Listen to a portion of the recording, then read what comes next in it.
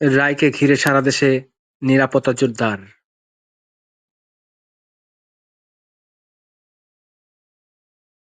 আজ শেখ হাসিনা মামলার রায়কে কেন্দ্র করে সারা দেশে সর্বোচ্চ নিরাপত্তা ব্যবস্থা করেছে প্রশাসন।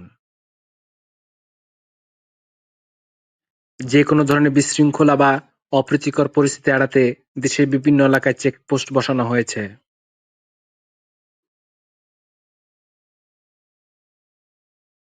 মহাসড়ক, সেতু, গুরুত্বপূর্ণ প্রবেশপথ ও জনবহুল এলাকায় চলছে বিশেষ তল্লাশি ও টহল।